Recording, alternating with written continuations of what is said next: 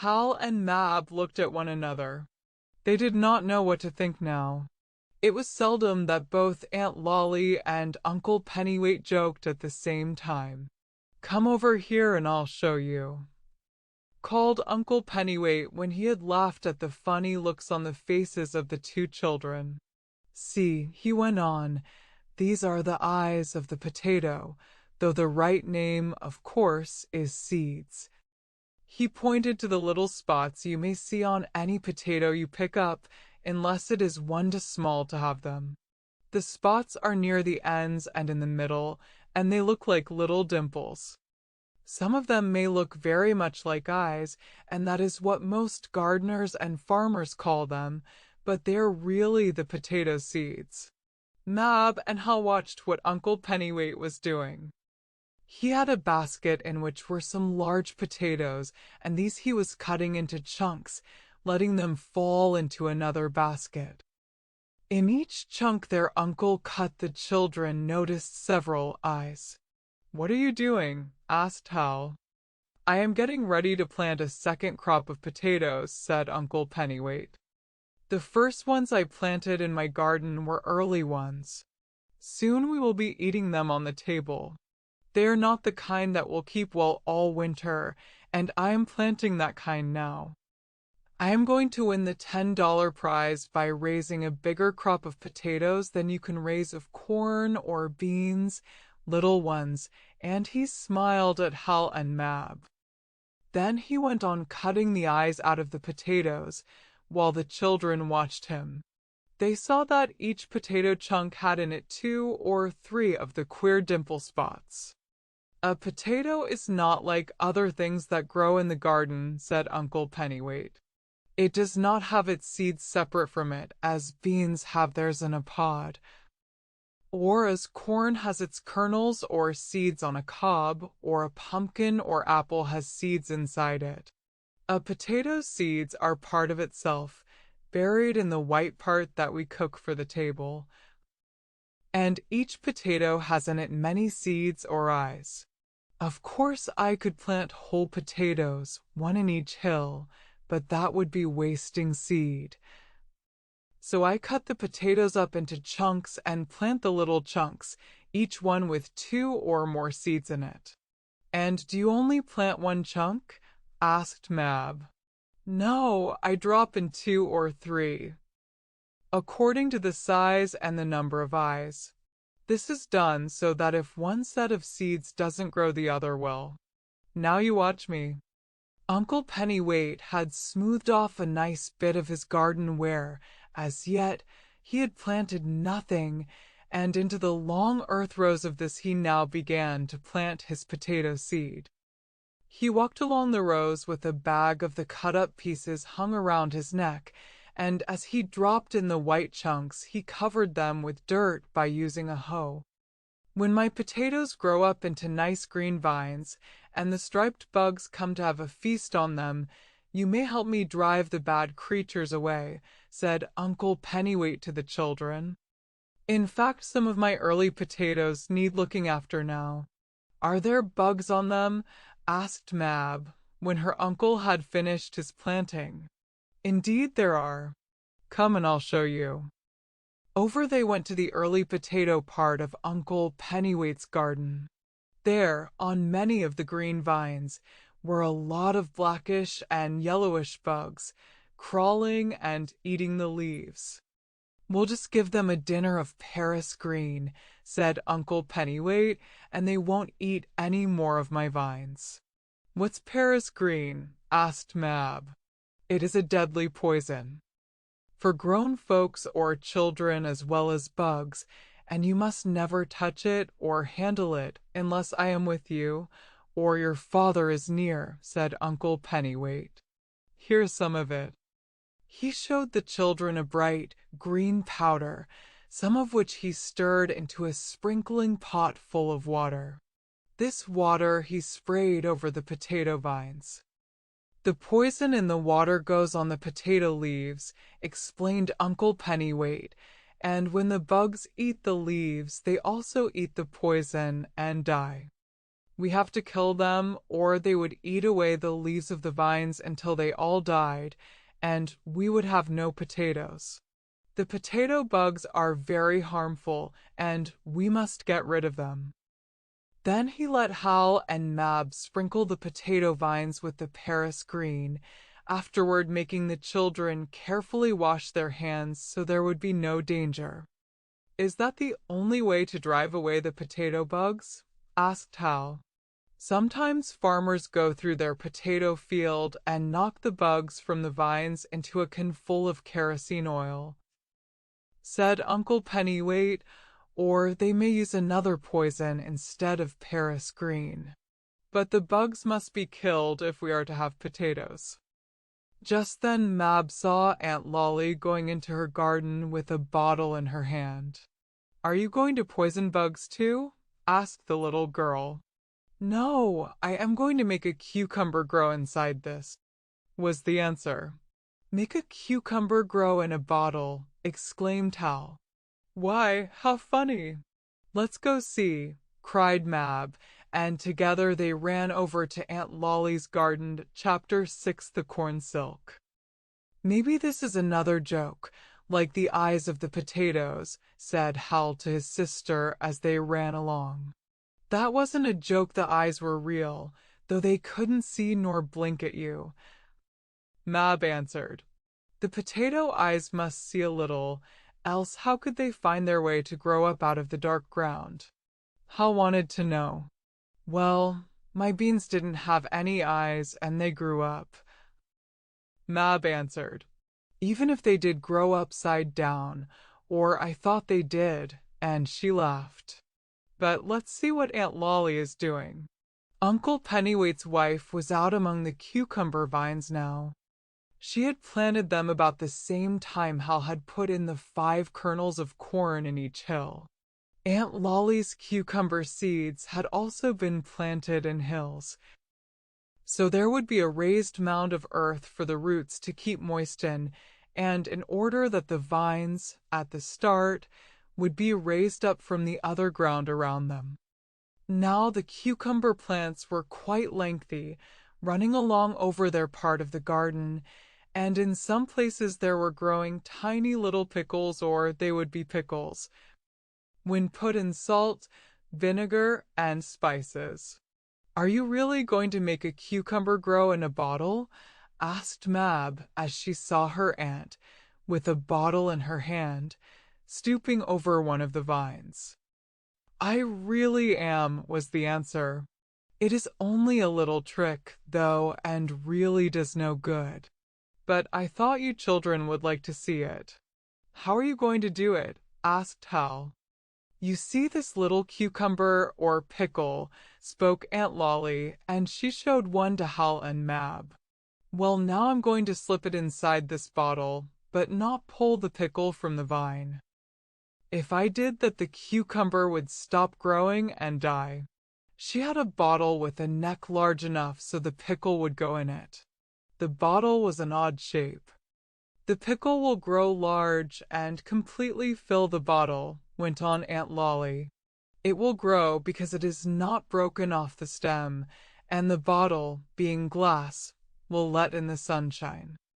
The neck is also large enough so air can get in, for without air, sunlight, and the food it gets through the stem, the pickle would not live. But as it grows it will swell and fill every part of the bottle, and it also will grow just to the shape of the bottle, so that in the fall, when it can't grow any more, because of the strong glass, I can break the bottle, and I will have a pickle shaped just like it, curves, queer twists, and everything else." "Oh, how funny!" cried Hal.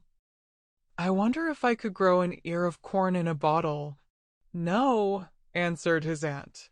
"An ear of corn has to grow inside the husk, and you could not, very well, put a bottle over that." "Could I over one of my beans?" asked Mab. "Well, you might, but it would have to be a very long and thin bottle, for a bean is that shape when it has grown as large as it will ever get." so I don't believe I'd try it if I were you.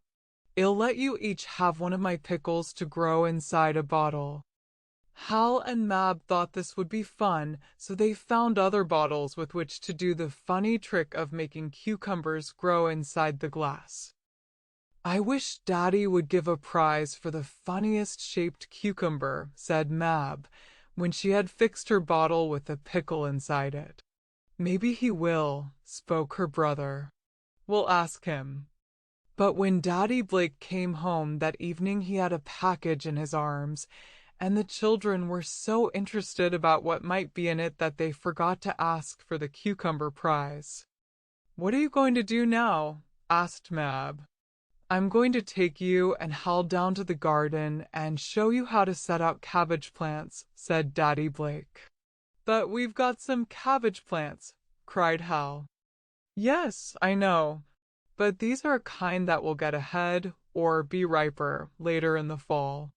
This is winter cabbage that we will keep down cellar and have to eat when there is snow on the ground. For cabbage is very good and healthful. We can eat it raw, or made into sauerkraut, or have it boiled with potatoes. We must save some cabbage for winter, and that is the kind I am going to plant now." "And may we help?" asked Mab. "Yes, come on to the garden." Daddy Blake had asked Uncle Pennywait that day to smooth off a plowed and harrowed place ready for the cabbage plants to be put in that evening, and the long rows, dug in the brown soil, were now waiting. "Where did you get the cabbage plants?" Mab wanted to know. "Did you grow them in a little box down at your office, Daddy, as we did the tomatoes here?" "No, Mab, not quite that way, though I might have done that if I had had room. I bought these cabbage plants in the market on my way home.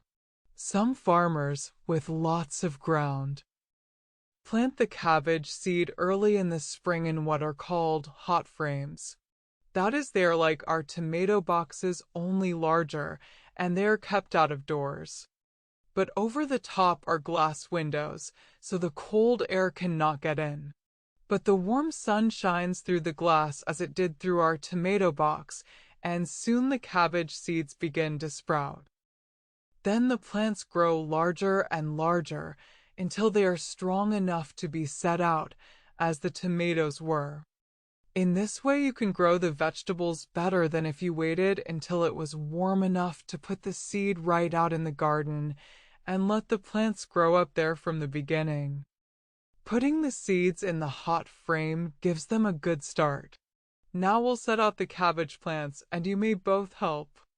Daddy Blake gave Hal and Mab each a small handful of the little cabbage plants, some of which had 2 and others 3 light green leaves on. There were also small roofs, with a little wet dirt clinging to them from where they had been pulled out of their early home in which they first grew. "Oh, Hal, that isn't the way to do it," cried Daddy Blake, when he had watched his little boy walking along the cabbage row for a while, dropping the plants, the roots of which were afterward to be covered with the brown earth. "Why not?" Hal asked. "Because you must only drop 1 plant in a place. You are letting 2 and 3 fall at once. You mustn't make a bouquet of them," and his father laughed. "Only 1 cabbage plant in a spot." "Am I doing it right?" asked Mab, who was on the other side of the cabbage plot. "Well, not exactly. Hal dropped his too close together, and yours are too far apart. The cabbage plants ought to be about 2.5 feet apart, in rows, and the rows should be separate one from the other by about 20 inches. Here, I'll cut you each a little stick for a measure. You don't need to worry about the rows, as Uncle Pennywait marked them just the right distance apart as he made them." So after that Hal and Mab measured, with sticks Daddy Blake gave them to get 1 cabbage plant just as far from the one next to it in the row as Daddy Blake wanted. Then, with a hoe, The children's father covered the roots with dirt, and the cabbages were planted, or set out, as the gardener calls it. "Now let me take a look at your corn and beans," said Mr. Blake to the two children when the cabbages had been left to grow. "I want to see who has the best chance of winning that $10 gold prize." "Hal's corn is very nice," said Mab. "And so are her beans," added Mab's brother kindly. "I guess maybe she'll get the prize." "Well, it will be quite a little while before we can tell," spoke Daddy Blake. "Corn and beans will not be gathered until fall, though we may eat some of Hal's corn earlier, for he has some rows of the sweet variety which can be boiled and gnawed off the ears."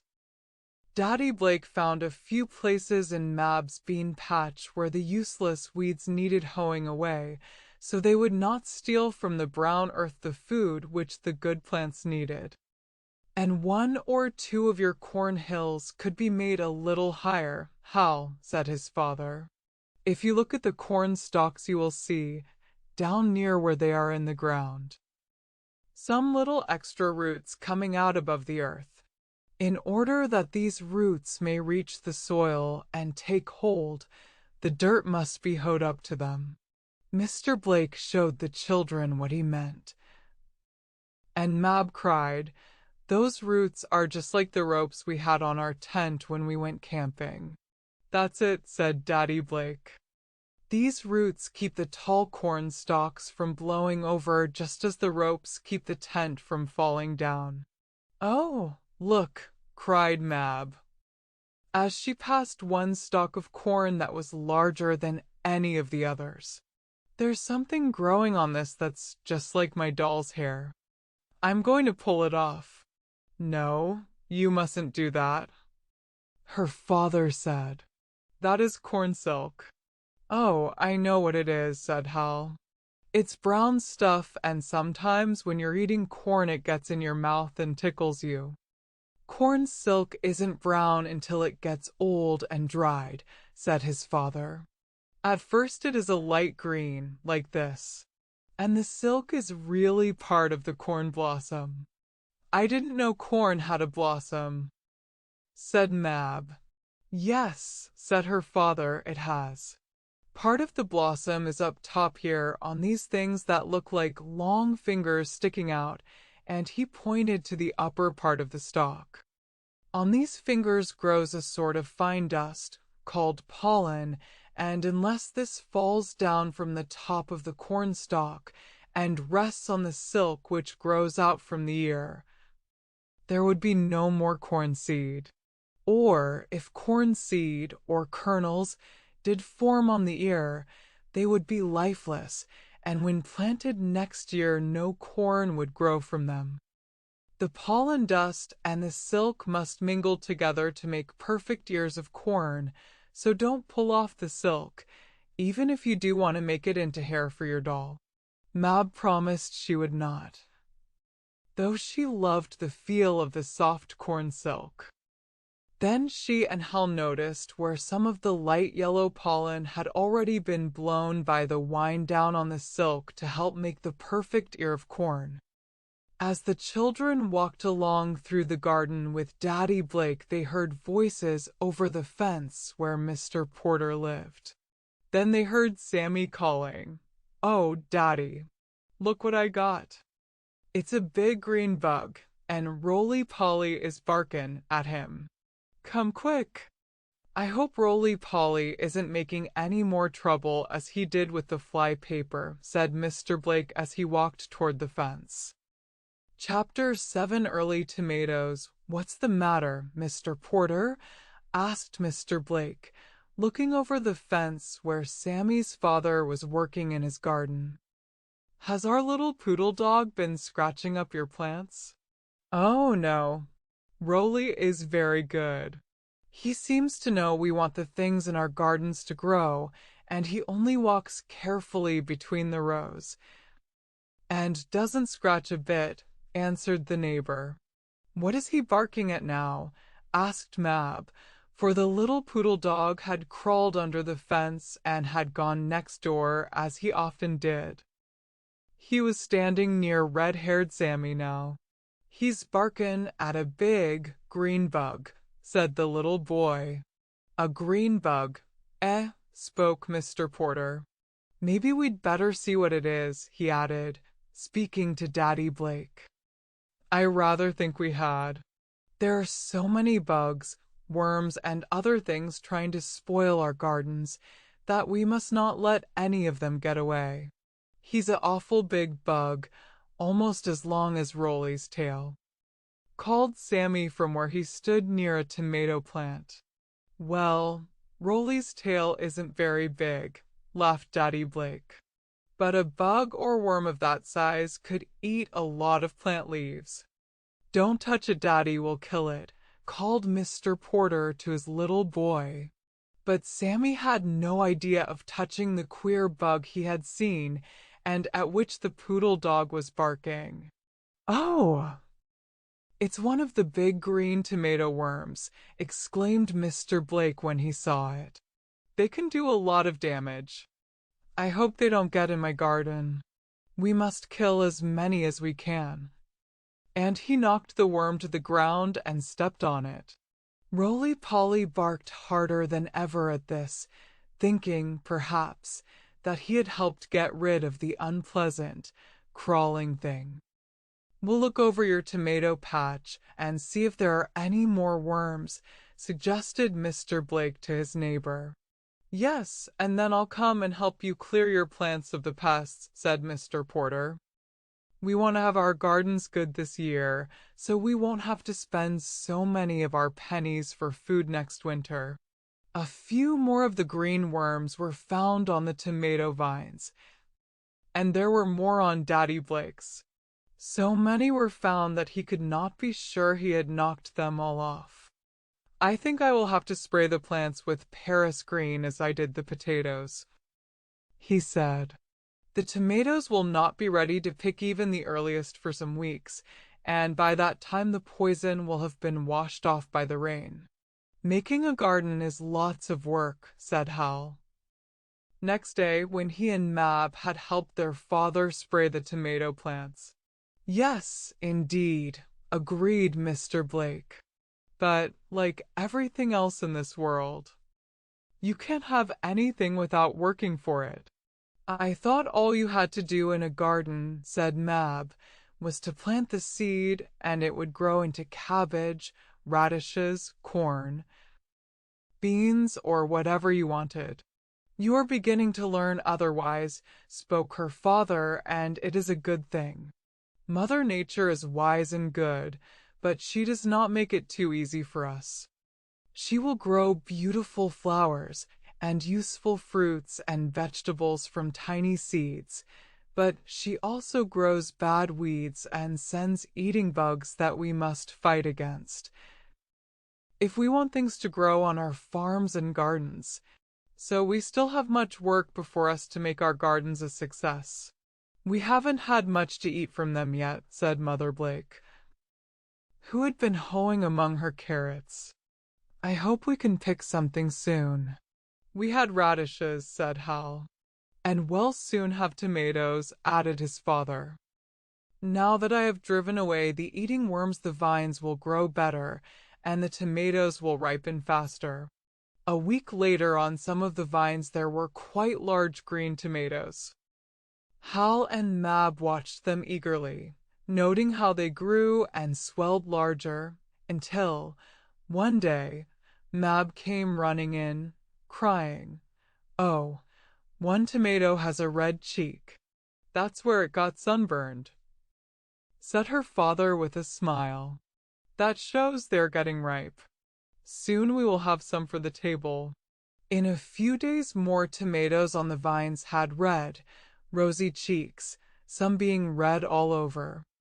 These Daddy Blake let Hal and Mab pick, and they brought them in the house. "Oh, we shall have some of our own tomatoes for lunch," cried Mother Blake when she saw them. "How fine! Our garden is beginning to give us back something to pay us for all the work we put on it." But these are Daddy's tomatoes, said Hal. He had the first thing after the radishes. For the table from his garden, and Mab and I haven't anything. Daddy'll get his own prize. No, I promise you I will not take the prize for these tomatoes. Even if I did raise them in my part of the garden, said Daddy Blake with a smile. And I won't count the radishes we had before the tomatoes were ripe, either. Those belong to all of us.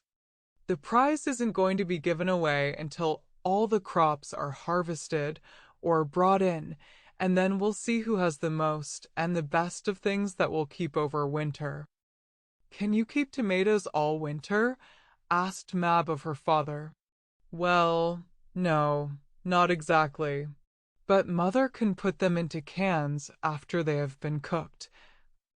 And she can make ketchup and spices of them, chili sauce, and the like, as well as pickles. So, after all, you might say my tomatoes will last all winter. Sometimes you can keep tomatoes fresh for quite a while down in a cool, dry cellar, if you pull the vines up by the roots, with the tomatoes still on them, and cover the roots with dirt. But they will not keep quite all winter, I believe. At any rate, I'm not going to keep ours that way. We'll can them. Mother Blake sliced the garden tomatoes for supper. She also made a dressing for them, with oil, vinegar, and spices, though Hal and Mab liked their tomatoes best with just salt on. Tomatoes are not only good to eat, I mean they taste good, but they are healthful for one, said Daddy Blake. It is not so many years ago that no one ate tomatoes. They feared they were poison. And in some parts of the country they were called ladies or love apples. But now many, many thousands of cans of tomatoes are put up every year, so that we may have them in winter as well as in summer, though of course the canned ones are not as nice tasting as the ones fresh from the garden, such as we have now. It was not long before there was lettuce from the Blake garden, and Mother Blake said it was the best she had ever eaten. Lettuce, too, Daddy Blake explained, would not keep over winter, though it is sold in many stores when there is snow on the ground. But it comes from down south, where there is no winter, being sent up on fast express trains. Lettuce is also as good to eat as our tomatoes, remarked Daddy Blake. It is said to be good for persons who have too many nerves, or, rather, for those whose nerves are not in good condition. One day, when Hal and Mab came home from school, they hurried out, after leaving their books in the house, for they wanted to play some games. "Aren't you going to work in your gardens a little while?" asked their mother. "Daddy is out there." "Is he?" cried Hal. "Did he come home early?" "Yes, on purpose to hoe among his tomatoes. I think he is cutting down the weeds which grew very fast since the last rain we had." "Our parts of the garden are all right," said Hal. "My corn doesn't need hoeing." "Nor my beans," said Mab. "But let's go out and see Daddy, Hal. Maybe he'll tell us something new about the garden." "Well, where are your hoes, Toodlekins?" called Daddy Blake, when he saw the two children coming toward him. "There aren't any weeds in my corn," said Hal. "Nor in my beans," added Mab. "Not very many, it is true," said Daddy Blake. "But still there are some. And if you cut down the weeds when they are small, and when there are not many of them, you will find it easier to keep your garden looking neat, and at the same time make sure your crops will grow better than if you wait and only hoe when the weeds are big. Gardens should be made to look nice, as well as be made free from weeds, just because it is a good thing for the plants," went on Daddy Blake. "A good gardener takes pride in his garden. He wants to see every weed cut down. Besides, Hoeing around your corn and beans makes the dirt nice and finely pulverized like the pulverized sugar with which mother makes icing for the cakes. And the finer the dirt is around the roots of a plant, the more moisture it will hold, and the better it will be for whatever is growing, as I have told you before. Well, we'll hoe a little bit, said Hal. He and his sister got their hoes, and soon they were so interested in cutting down the weeds in between the rows that they forgot about going off to play. Hal noticed that the ears of corn on his stalks were getting larger inside the green husk that kept the soft and tender kernels from being broken, as might have happened if they were out in the air as tomatoes grow. And so the gardens grew, just as did that of Mistress Mary, quite contrary, about whom you may read in Mother Goose, or some book like that. Sometimes it rained, and again it was quite dry, with a hot sun beating down out of the blue sky. If we don't get rain pretty soon, we shall have to water the gardens, said Daddy Blake one night after about a week of very dry weather. Around the roots of the many plants the earth was caked and hard, so that very little air could get down to nourish the growing things.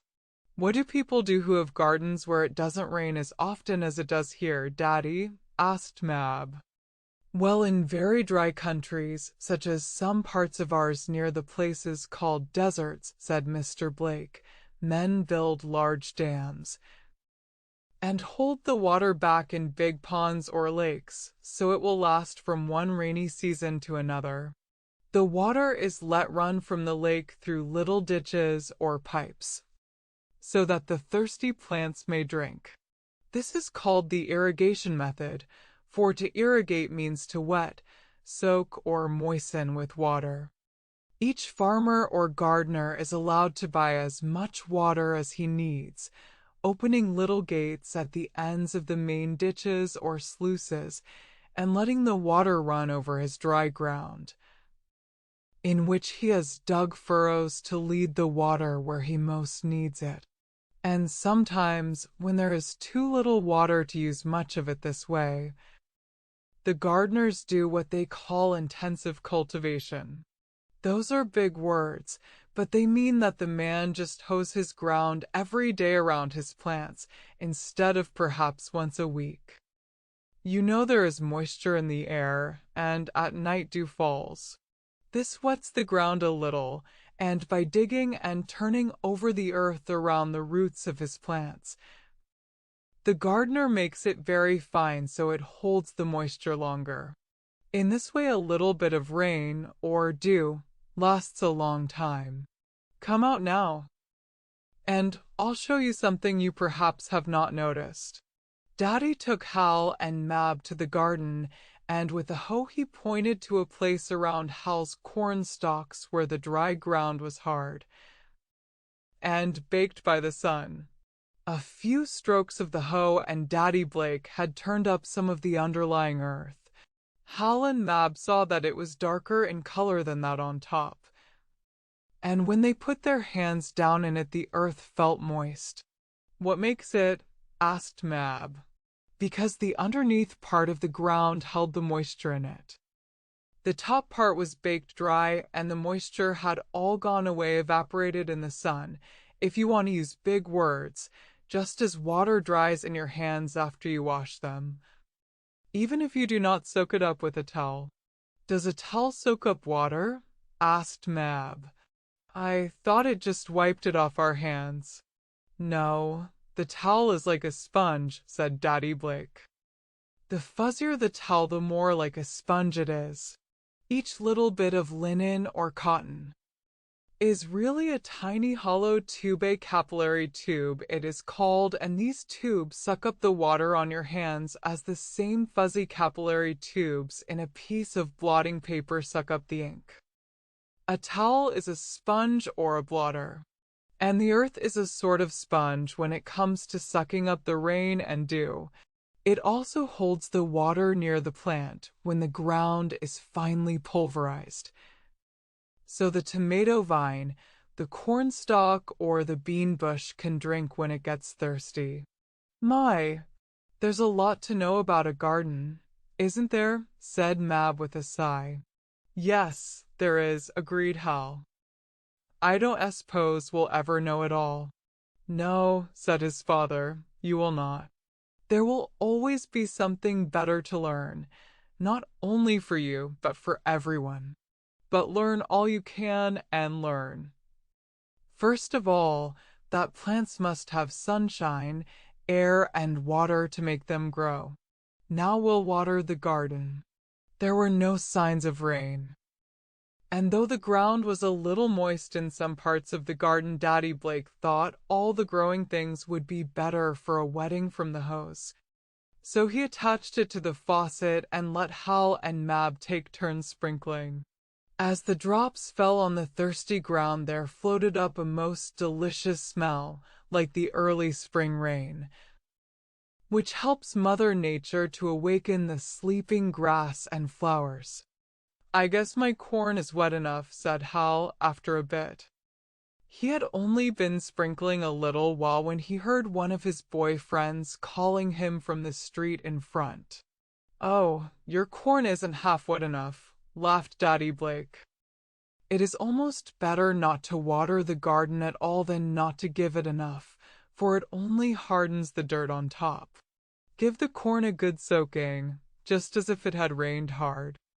A good watering for the garden means about 2 quarts of water to every square foot in your plots. Don't be afraid of the water. Your plants will do so much better for it. But don't spray them too heavily, so the dirt is washed away. Let the hose point up in the air, and then the drops will fall like rain. Hal kept the hose longer, giving his corn a good wetting. And he could almost see the green stalks stand up straighter when he had finished. They were refreshed, just as a tired horse is made to feel better after a hot day in the streets, when he has a cool drink and is sprinkled with the hose. Rolly, get out the way or you'll be all wet, cried Mab, as the little poodle dog ran around her beans when she was watering them. Bow wow! Barked Rolly, just as if he said he didn't care. Well, if you want to get wet all right, laughed Mab. Here it comes. She pointed the hose straight at Rolly, and in a second he was wet through. Kee, kee, kee, he yelped as he ran out of the garden. Bow wow! Kee. Well, it will cool him off, and I guess he wanted it after all, said Daddy Blake. But Rolly is a good little dog. He only dug once in the garden since he came back, but I tapped him on the end of his nose with my finger and scolded him, and he hasn't done it since. The next day Daddy Blake took Hal and Mab to the garden again, and showed them how he was building little wooden frames under his tomatoes to keep the red vegetables off the ground where they might lie in the mud and sand and get dirty.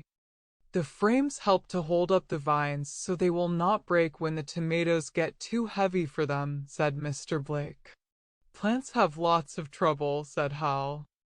You have to put their seeds in the ground, keep the weeds away from them, hoe them, water them, and keep the bugs and worms away. Is there anything else that can happen to things in a garden? Daddy? Yes, sometimes heavy hailstorms come and beat down the plants, or tear the leaves to ribbons so the plants die and bear nothing. This often happens to corn, which has broad leaves easily torn by hail. What is hail? Asked Hal. Well, it's a sort of frozen rain, said Daddy Blake. Often in a thunder shower the wind plays strange tricks. It whirls the raindrops about, first in some cool air, far above the earth, and then whips them into some warm air. The cool air freezes the rain, and when it falls it is not in the shape of beautiful crystals, as is the snow, but is in hard, round balls, sometimes as large as marbles. Often the hail will break windows. I hope it doesn't hail in our nice garden, said Hal. It will hurt your corn worse than it would my beans, said Mab. I hope it doesn't hail, too, Hal. But 2 or 3 days after that, one evening when the Blakes were sitting on the steps after having worked in the garden, there came from the west low mutterings of thunder. Then the lightning began to flash, and Daddy Blake said, "We are going to have a shower, I think. Well, it will be good for the garden." And soon the big drops began splashing down, followed by another sound. "Oh, it's hailing," cried Aunt Lolly. "Hear the hailstones." "I love to see it," exclaimed Mab. "But I hope it doesn't hail very big stones." However, the stones from the sky stones of ice that did not melt for some time after they rattled down were rather large. They bounced up from the sidewalk and on the path around the Blake house. "Where's Hal?" suddenly asked his father. "I want to show him and Mab how the inside of hailstones look. I'll run out and get some as soon as the shower slackens a little." It was raining and hailing hard now, and the lightning was flashing brightly, while the thunder was rumbling like big cannon. "Hal was here a minute ago," said his mother. "I wonder if he could have run out in the storm." Just then, from his porch, Mr. Porter called something to Daddy Blake. All Mab and her mother could hear was, "Hal hail umbrella." "Oh, I hope nothing has happened to him," said Mrs. Blake. "You had better go look for him, Daddy." Chapter 8. The Children's Market. Daddy Blake caught up an umbrella from the hallway and ran out into the storm, going around the side path toward the backyard and lot where the children had made their gardens. "Where is he going?" asked Mab. "To look for Hal," answered her mother. "Where is Hal?" "He must have gone out in the storm to see what made it hail, I suppose." "Oh, if one of the big hailstones hits him on the end of his nose he'll cry," exclaimed Aunt Lolly. "Well, he'll know better than to do it again," said Uncle Pennywait. "Listen to Roly-Poly howling." The little poodle dog was afraid of thunder and lightning, and every time there was a storm he used to get in the darkest corner of the house and howl. He was doing this now as Daddy Blake ran to the garden to find where Hal was. "He's back there out where his corn is planted," called Mr. Porter to Hal's father as Daddy Blake ran around the house. "I saw him from our kitchen window, and I thought I'd tell you." "I'm glad you did," shouted Mr. Blake. Both he and Mr. Porter had to shout to be heard above the noise of the storm, for the thunder was very loud, and the patter of the raindrops and the rattle of the hail made a very great racket indeed. Illustration: when Daddy Blake turned around the corner of the house and started down the main path that led through the vegetable garden, he saw a strange sight. There stood Hal, in the midst of his little cornfield, out in the pelting rain and hail, holding the biggest umbrella over as many of the stalks of corn as he could shelter. And Hal himself was dripping wet, for the rain blew under the umbrella. "What are you doing?" cried Mr. Blake. "Keeping the hail off my corn," answered Hal. "You said the hailstones would tear the green leaves all to pieces, and I don't want it to. Can't Mab come out and hold an umbrella, too? You've got one, Daddy, so you can help." Mr. Blake wanted to laugh, but he did not like to hurt Hal's feelings. Besides, he was a little worried lest Hal take cold in the pelting storm. So he said, "You must come in, Hal. Holding an umbrella over your corn would only save one hill from the hail, and saving that one hill would not make up for you getting ill. We shall have to let the storm do its worst, and trust that not all the corn will be spoiled." "Is that what the farmers do?" asked Hal, making his way between the rows of corn toward his father. Yes, they can't stop the hail and they can't cover the corn. Sometimes it doesn't do a great deal of damage, even though it tears many of the green leaves. This storm is beginning to stop now, so you had better come in. I didn't want my corn to be spoiled, so I couldn't win the prize, spoke Hal, as he went back to the house with his father, walking under the umbrella. That's why I came out to keep off the frozen rain. It came down awful hard. Yes, it was a heavy storm for a few minutes, said Mr. Blake. But it will soon be over, and the rain will do the gardens good, though the hail may hurt them some. By the time Hal and his father reached the porch, the hail had stopped, and it was only raining. Mrs. Blake, Aunt Lolly, and the others were anxiously waiting. I thought maybe he had been struck by lightning, said Mab. Pooh! I wasn't afraid, boasted Hal. I guess you were thinking too much about your corn, said his father with a laugh. It was very good of you, but you mustn't do such a thing again. Now you'll have to get dry clothes on. But wait until I show you how a hailstone looks inside. Daddy Blake ran out into the storm and came back with a handful of the queer, frozen stones.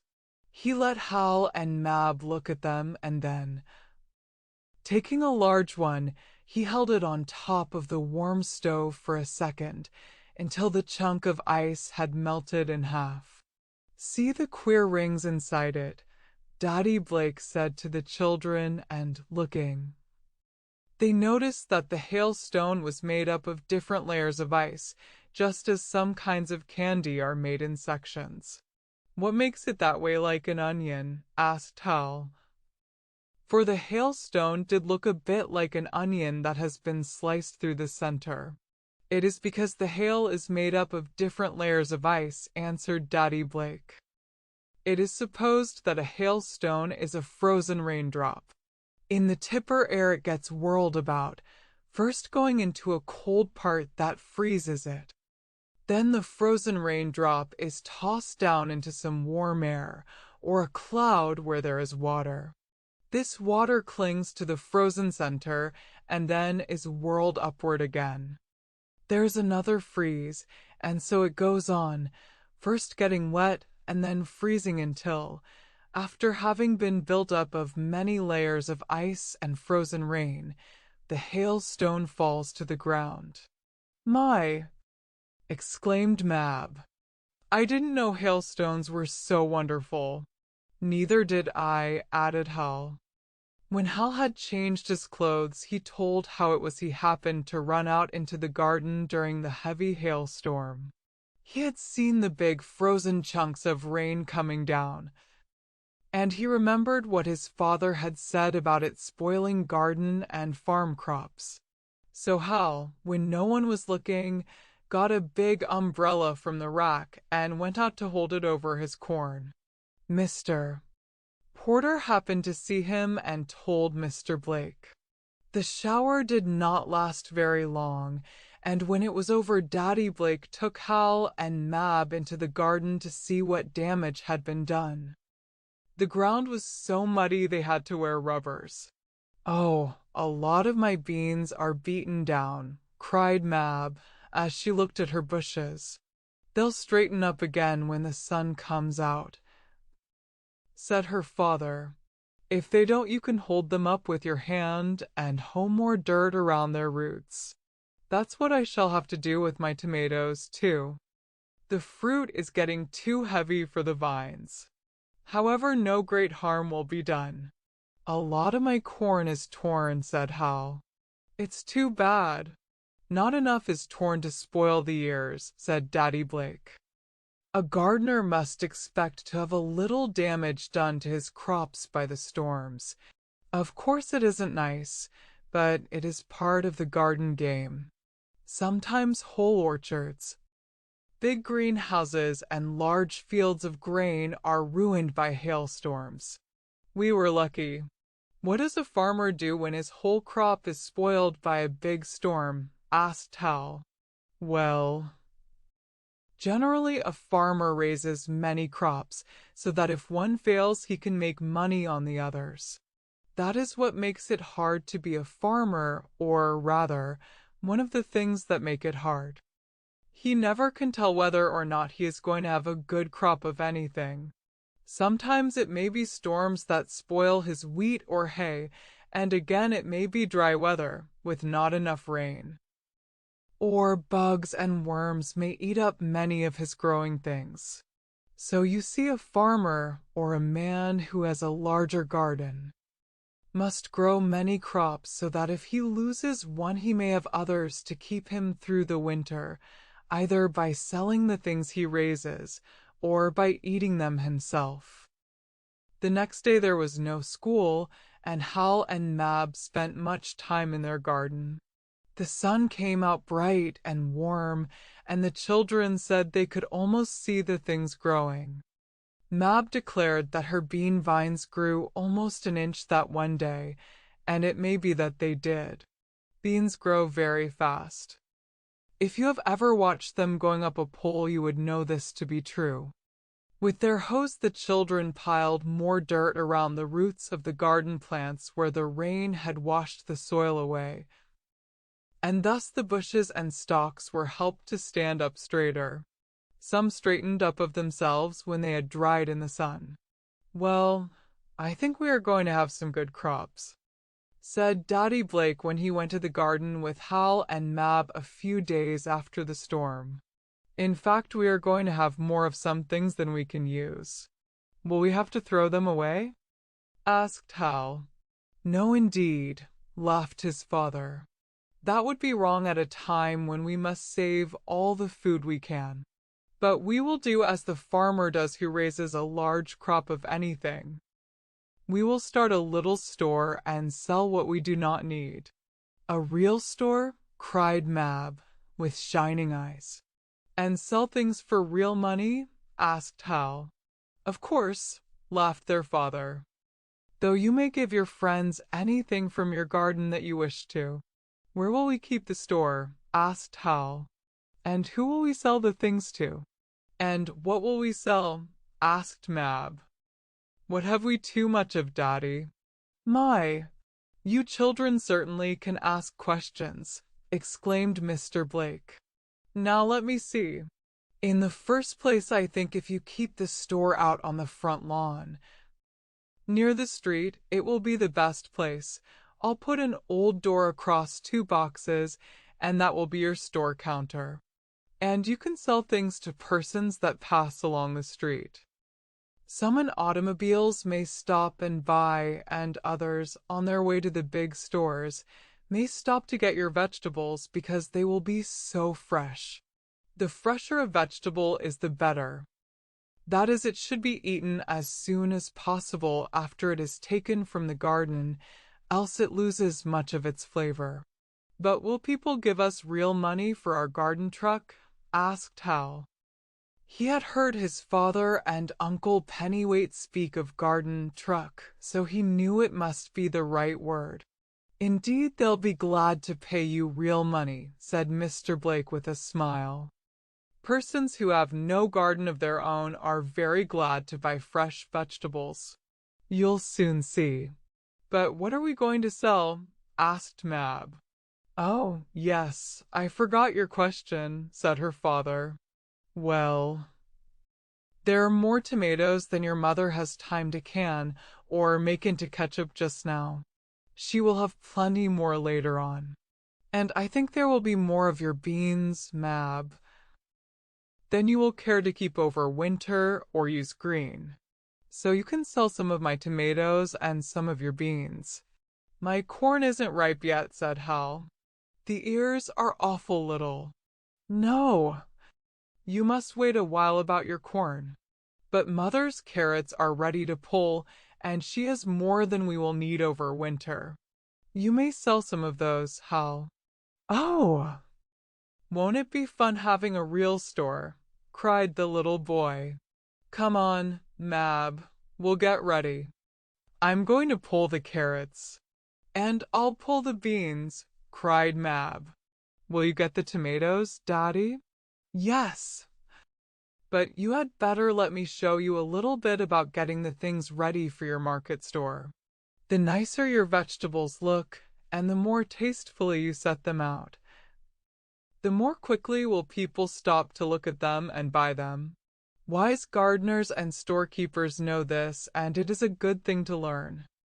So Daddy Blake first showed Mab how to pick her string beans, taking off only those of full size, leaving the small to grow larger when there would be more to eat in each pod.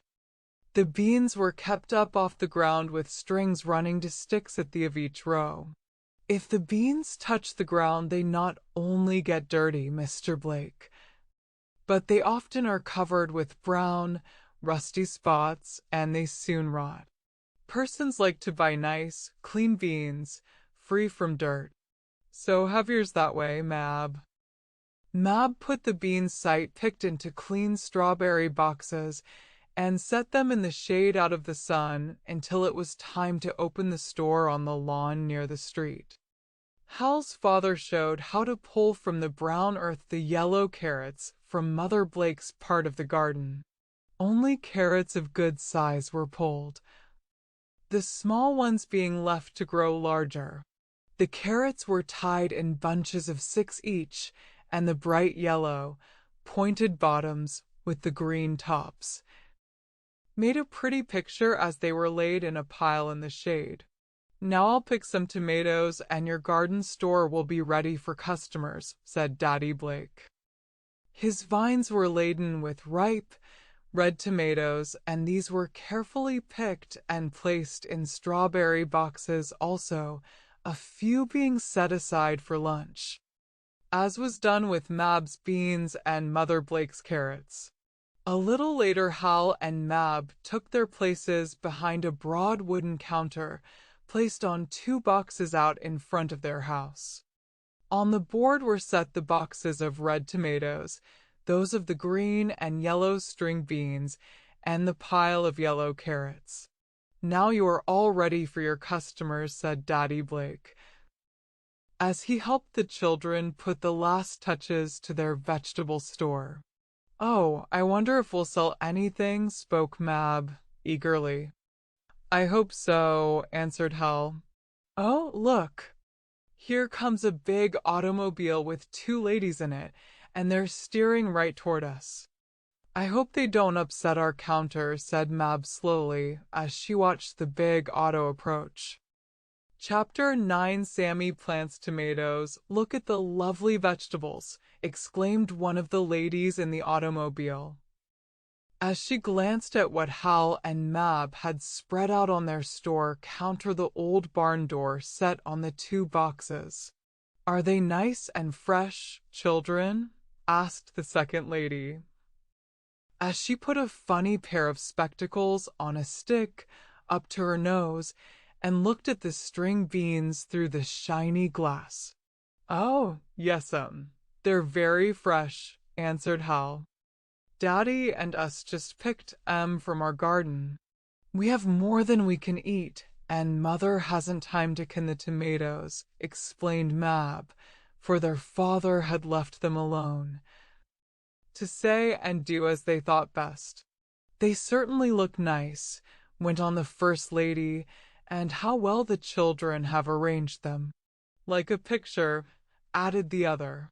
See how pretty the red, green, and yellow colors show. I must have some tomatoes and beans. And I want some of those carrots. They say carrots make your eyes bright. Hal and Mab thought the lady's eyes were bright enough, especially when the sun shone and glittered on the funny stick spectacles. The automobile had stopped and the chauffeur got down off the front seat behind the steering wheel and walked toward the children's new vegetable store. How much are your tomatoes?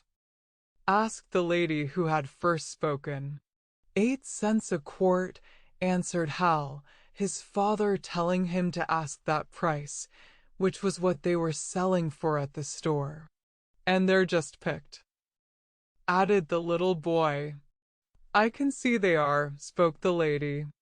I'll take 3 quarts, and you may keep the extra penny for yourselves, she added as she handed Hal a bright 25-cent piece. Hal and his sister were so excited by this, their first sale, and at getting real money, that they could hardly put the 3 quarts of red tomatoes in the paper bags Daddy Blake had brought for them from the store. They did spill some, but as the tomatoes fell on the soft grass they were not broken. I want some beans and carrots, said the other lady, and the chauffeur helped Hal and Mab put them in bags, and brought the money back to the children. The beans and carrots were sold for 30 cents, so that Hal and Mab now have 55 cents for their garden stuff. Isn't it a lot of money? Cried Hal when the auto had rolled away down the street, and he and his sister looked at the shining coins. Well, get rich, exclaimed Mab, gleefully. A little later a lady in a carriage stopped to buy some beans, and after that a man, walking along the street, bought a quart of tomatoes. Later on a little girl and her mother stopped and looked at the carrots, buying 1 bunch. I want my little girl to eat them as they are good for her, said the lady. But she says she doesn't like them, though I boil them in milk for her. But they don't taste like anything, complained the little girl. Our carrots are nice and sweet, said Mab. You'll like these. My brother and I eat them. They look nice and yellow, said the little girl. Maybe I will like these.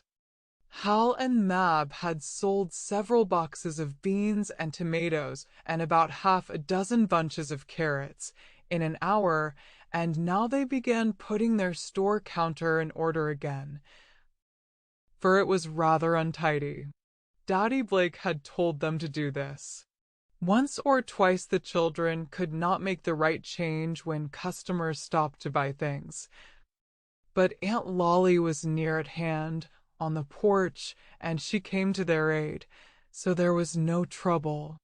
It was rather early in the morning when Hal and Mab started their store, and by noon they had sold everything and had taken in over $2 in real money. Isn't it a lot? Cried Hal as he saw the pile of copper, nickel, and silver coins in the little box they used for a cash drawer. A big pile, answered Mab. We'll sell more things tomorrow. No, I think not, spoke Daddy Blake, coming along just then. We must not take too much from our garden to sell. But you have done better than I thought you would. Over $2. What shall we do with it? Asked Hal. Well, you may have some to spend. But we'll save most of it, his father answered. This is the first money you ever earned from your garden, and I want you to think about it. Just think what Mother Nature did for you. With your help, of course. In the ground you planted some tiny seeds, and now they have turned into money. No magician's trick could be more wonderful than that. This money will pay for almost all the seed I bought for the garden. Of course our work counts for something, but then we have to work anyhow. Hal and Mab began to understand what a wonderful earth this of ours is, and how much comes out of the brown soil which, with the help of the air, the rain and sunlight, can take a tiny seed, no larger than the head of a pin, and make from it a great, big green tomato vine, that blossoms and then has on it red tomatoes, which may be eaten or sold for money. And the beans and carrots did the same, each one coming from a small seed. Sammy Porter came out 2 or 3 times and watched Hal and Mab selling things at their vegetable store. The little boy seemed to be wondering what was going on, and Hal and Mab told him as well as they could.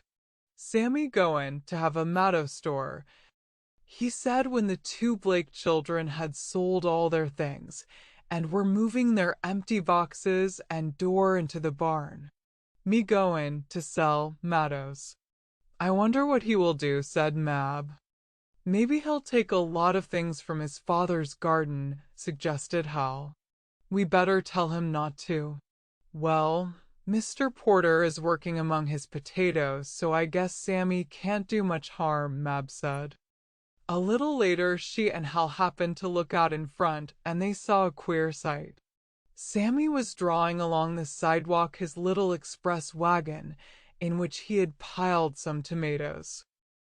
They were large, ripe ones, and he must have picked them from his father's vines, since he could not get through the fence into the Blake gardens. "Oh, Sammy," cried Mab, running out to him. "What are you doing with those tomatoes?" "Sammy goin' have a tomato store and sell 'em like you and Hal." "You want come my tomato store?" he asked, looking up and smiling. "No. I guess we have all the tomatoes we want," laughed Hal. Sammy did not seem to worry about this. Maybe he thought someone else would buy his vegetables. He wheeled his cart up near his own front fence on the grass and sat down beside it. "Tomato store all ready," he said. "People come and buy now." But though several persons passed, they did not ask Sammy how much his tomatoes were. They may have thought he was only playing, and that his tomatoes were not good ones, though they really were nice and fresh. "We'd better go tell his father or mother," suggested Mab to her brother. "I don't believe they know he's here." "Guess they don't," Hal agreed. "Come on. He might get hurt out there all alone." Brother and sister started into the Porter yard. They did not see Sammy's mother, but his father was down in the back end of his lot, weeding an onion bed. "Hello, children," called Mr. Porter. "Did you come over to see how my garden is growing?" "We came to tell you about Sammy," said Mab. "He's out. Hello. Where is that little tyke?" cried Mr. Porter suddenly. "He was here a little while ago, making believe hoe the weeds out of the potatoes." "I don't see him," he added, straightening up and looking among the rows of vegetables. "He's out in front trying to sell tomatoes," said Hal. "Oh my!" cried Sammy's father. "I told him not to pick anything." "But you simply can't watch him all the while." He ran out toward the front of the house, Hal and Mab following. They saw Sammy seated on the ground near his express wagon, and he was squeezing a big red tomato, the juice and seeds running all over him. "Sammy boy, what in the world are doing?" cried his father. "Sammy plant and matto," was the answer. "Nobody come to my store like Hal's and Mab's, so plant my mottos." Then they saw where he had dug a hole in the ground with a stick. Into this he was letting some of the tomato juice and seeds run, as he squeezed them between his chubby fingers. "Oh, but you're a sight," said Mr. Porter with a shake of his head. "What your mother will say I don't dare guess. Here, drop that tomato, Sammy. You've got more all over you than you have in the hole. What are you trying to do?" "Make a matto garden," was Sammy's answer as his father picked him up. "I put seeds in ground and make more mattos grow. But you mustn't do it out here," said Mr. Porter, trying not to laugh, though Sammy was a queer sight. "Besides, I told you not to pick my tomatoes. You have wasted nearly a quart. Now come in and your mother will wash you."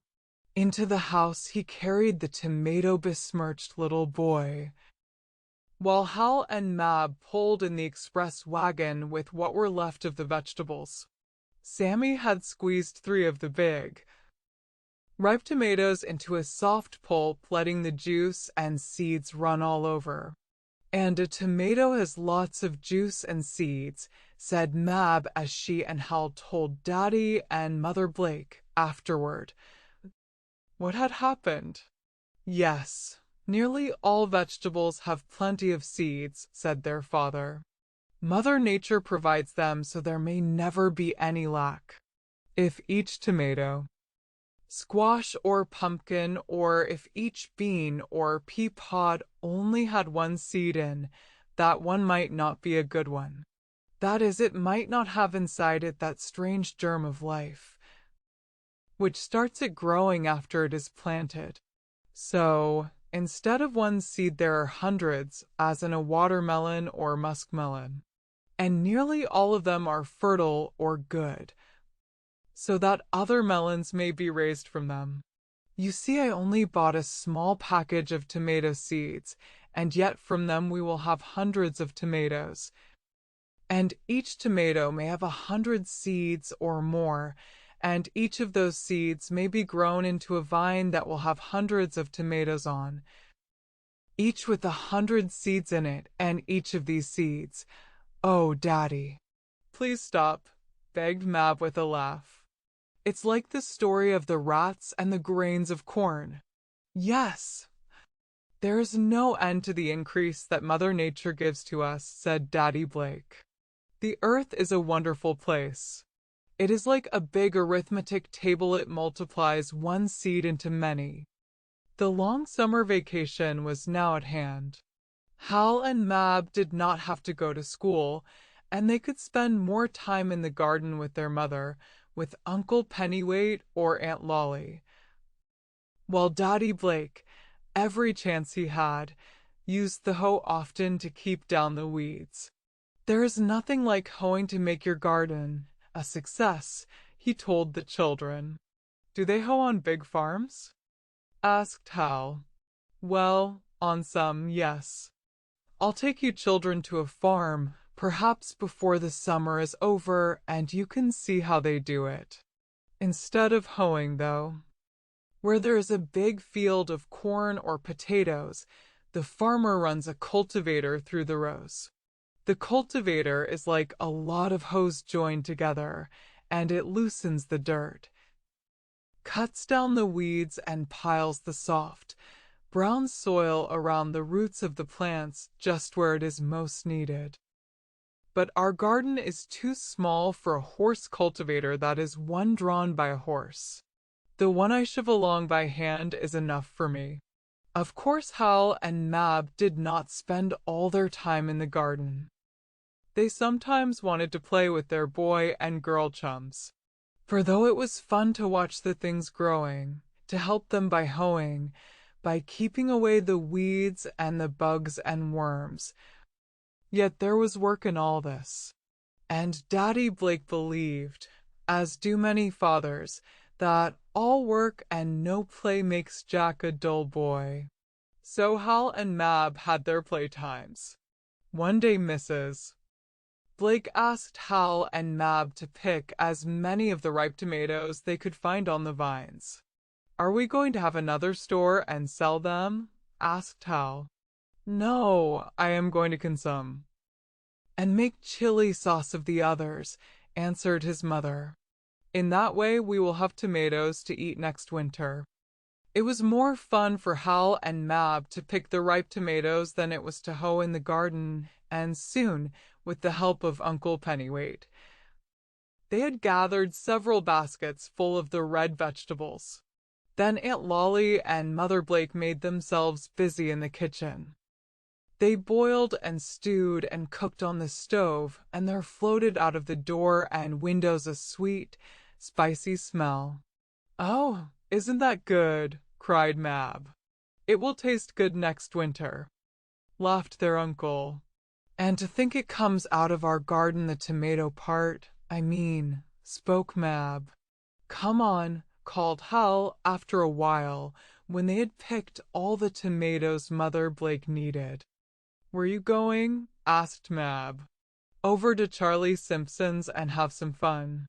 He's got a new dog." "Wait a minute and I'll give you each a penny," called their uncle, and Hal and Mab were very glad to wait, for they were hungry after having picked the tomatoes. Very early the next morning the Blake family was awakened by the loud ringing of their doorbell. "Oh my goodness! I hope the house isn't on fire," cried Aunt Lolly, quickly getting out of bed. "It's Mr. Porter. He's at our front door," reported Hal, who had looked from the window of his room, from which the front steps could be seen. "What's the matter? What is it? A message, a telegram?" asked Mr. Blake as he, too, looked from Hal's window. "What has happened?" Mrs. Blake and the children waited anxiously to hear what the answer would be to Chapter X. "White celery in our garden, you say?" cried Daddy Blake, with his head out of the window. What it was Mr. Porter had told their father to make him exclaim like that, neither Hal nor Mab could guess, for they could not tell what Mr. Porter, who now was calling from down on the sidewalk in front, was saying. "That's too bad," Daddy Blake went on as he drew his head in from the window. "I'll come down right away." "Oh, what is it?" anxiously asked his wife as he hurried to his room to change from his bathrobe into outdoor clothes. "Has anything happened?" "I'm afraid there has," answered Daddy Blake. "Is anyone ill that Mr. Porter wants you to come out in such a hurry?" "Is little Sammy hurt in our garden?" "No, but it's something in our garden," replied her husband. "What? Oh! Don't tell me the garden is on fire," cried Aunt Lolly. "How could a green garden burn?" asked Uncle Pennywait, laughing. "It's somebody cows in our garden and Hal's corn, too, I expect," said Daddy Blake. "Mr. Porter saw them and told me. We ought to have little boy Blue here to drive them out with his horn.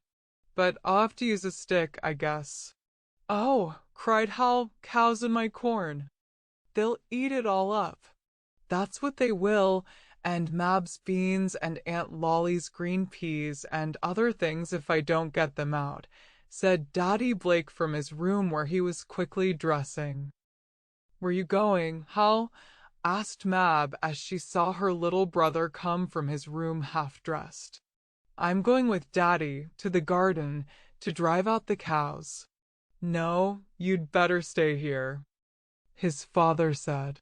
"The cows might run wild when I drive them out and step on you. It isn't any fun to be stepped on by a cow." Hal thought this might be true, so he stayed in while Mr. Blake hurried out to the yard in the early morning. Hal and Mab looked from the windows at the back of the house, but they could not see much of the garden on account of the thick, leafy trees. They could hear their father and Mr. Porter talking, though. Then while they waited, they heard the mooing of cows.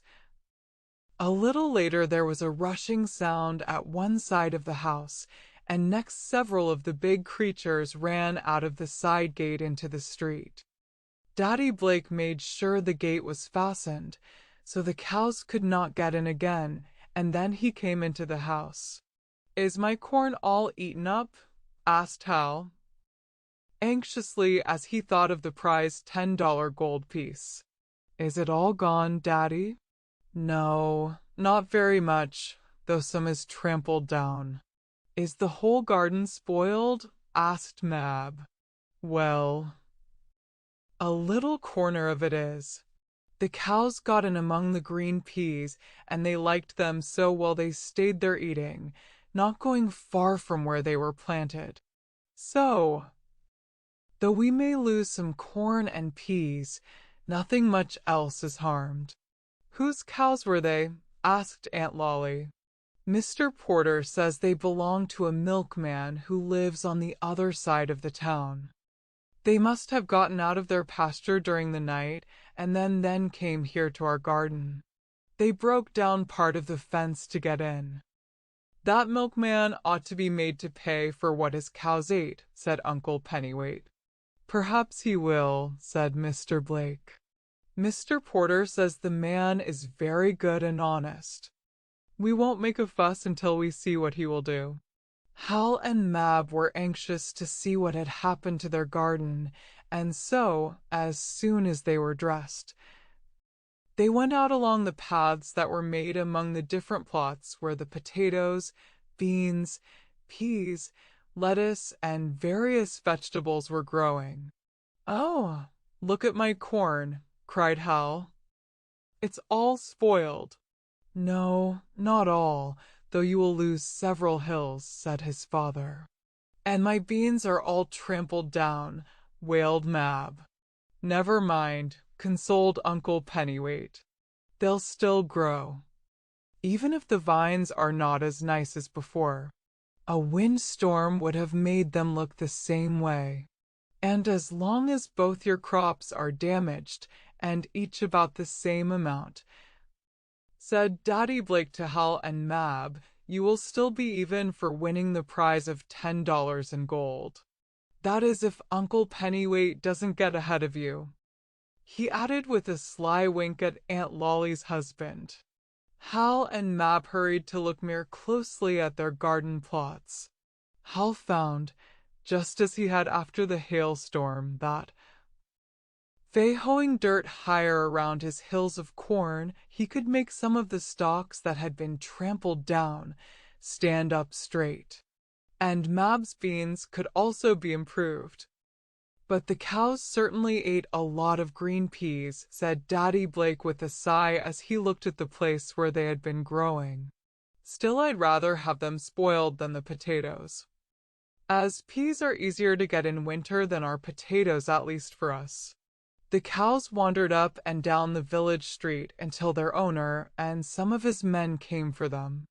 Then, when the milkman heard how his animals had damaged Mr. Blake's garden, an offer of payment was made. Some of Daddy Blake's neighbors told what they thought the milkman should pay, and he did. He said he was very sorry his cows had made so much trouble, and hereafter, he said, he would see that they did not break out of their pasture. "I saw them in your garden, Mr. Blake, as soon as I got up," said Mr. Porter. "I arose earlier than I usually do as I wanted to hoe my lima beans before I went to work. I thought I'd call you before the cows ate everything." "I'm glad you did," spoke Hal's father. "We saved most of the garden, anyhow. It took 2 or 3 days of hard work in the Blake garden until it looked as nicely as it had done before the cows broke in. Even then the pea vines were only about half as many in number as at first, and they had been delicious, sweet peas that Mother Blake had counted on serving at many meals. But I guess the cows enjoyed them as much as we did," she said. "Anyhow, there is no use in worrying over what can't be helped." "Did the cows hurt the eggplants?" asked Aunt Lolly. "No, they didn't get in that part of the garden," answered Mrs. Blake. "I think we'll have some for dinner." "What cows or eggplant?" asked Uncle Pennyweight, winking his left eye at Mab as he made this joke.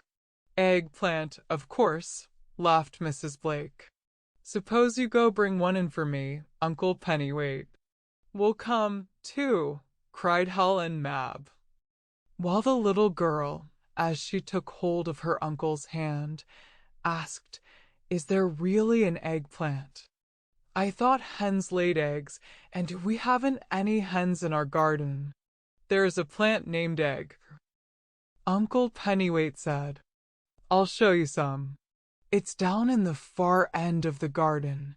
Hal and Mab had been so busy with their own part of the garden, hoeing and weeding their corn and beans, that they really did not know all the things Daddy Blake had planted. But when Uncle Pennyweight showed them where, growing in a long row, were some big purple-colored things that looked like small footballs amid the green leaves, Hal cried, "Are those eggplants?" "They are," said his uncle. "And do we eat them?" asked Mab. "Surely, and very good they are, too." "What makes them call 'em eggplants?" Hal wanted to know. Do they taste like eggs just like oyster plant tastes like stewed oysters?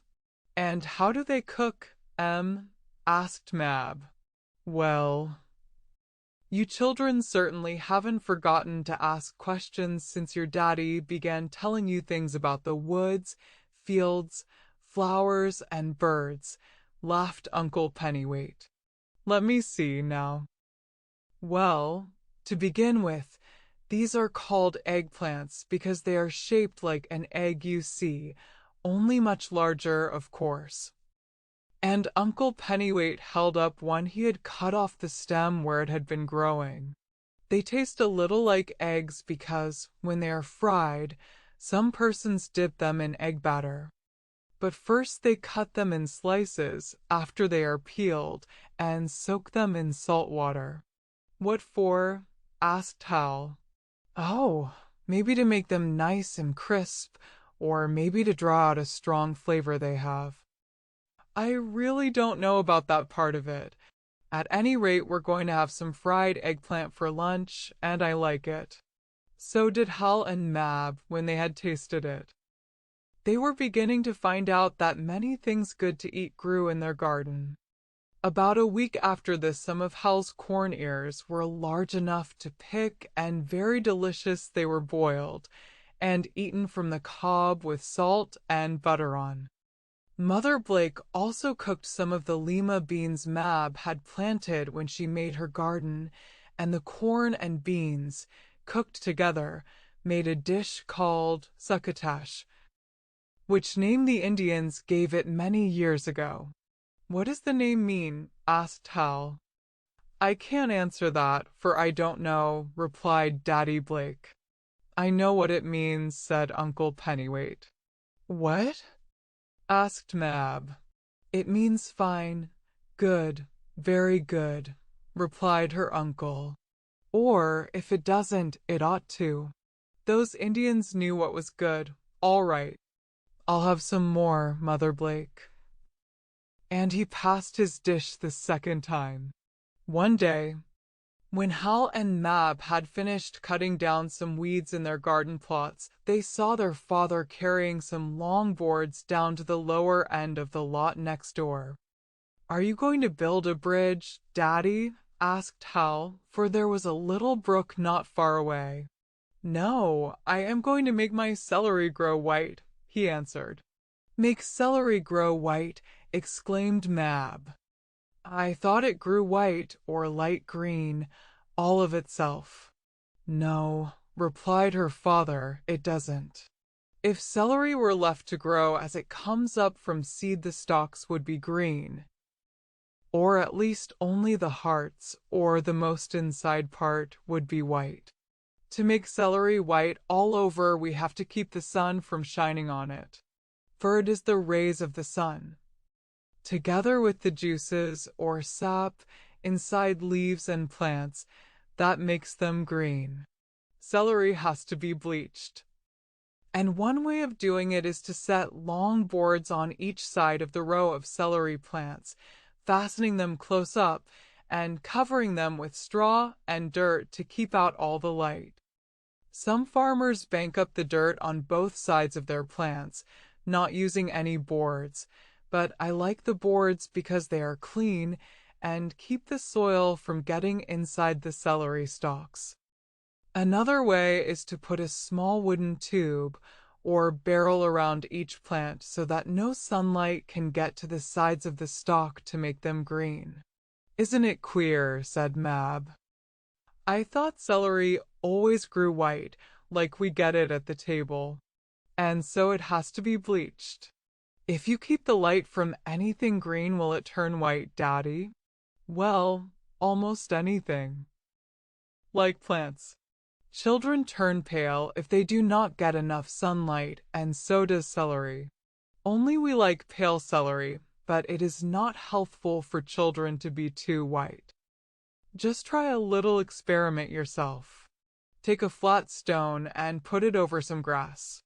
In a week or so, lift up the stone and see what has happened. Hal and Mab did this. After they had helped their father put the boards on the celery, Then, a week later, they lifted up the stone which they had laid over a spot on the lawn. "Why, the green grass has all turned white," cried Hal. And so it had. "That's how my celery will turn," said his father. The grass grew pale from being in the dark so long. It did not like it. And if you left the stone there too long, the grass would die. Now take it away, and in a day or so the grass will be green again. And that's exactly what happened. The sun had tanned the grass green as it tans children brown at the seashore. One day, when Mab and Hal had started out with their father, who was going to show them how to dig potatoes, which is not as easy as it sounds, the children suddenly heard a yelping and barking sound in Mr. Porter's garden. "There's Roly-Poly in trouble again," called Mr. Blake. "Yes, and he's hurt, too," added Hal, for the little poodle was yelping as if in pain. "Oh, what has happened to him?" cried Mab. "Hurry, Daddy, please, and see." Chapter 11, Gathering Crops. Hal. Mab and their father ran to the gate in the fence that was between their yard and the garden of Mr. Porter, down where their neighbor's lima beans were planted.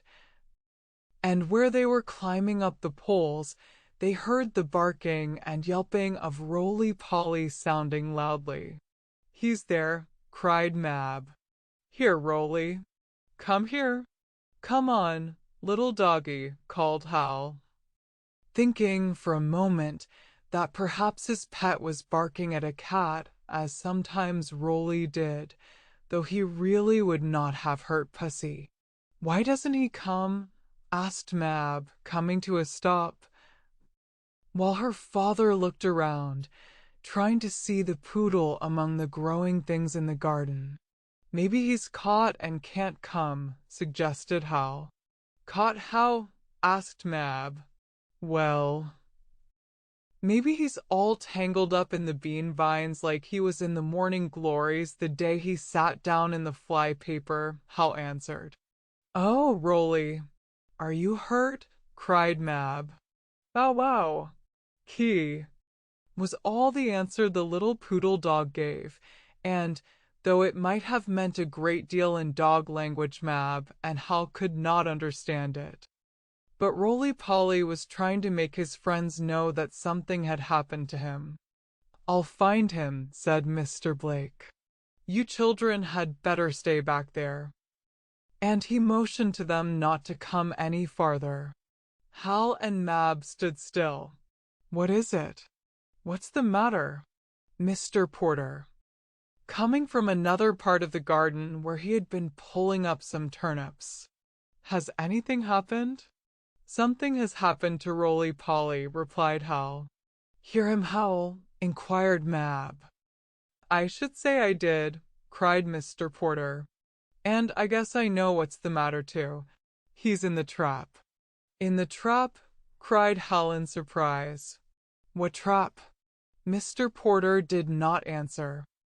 He ran down to where Daddy Blake was poking among the green vines and bushes, trying to find Roly. "Come on," exclaimed Hal. "Let's go see what it is."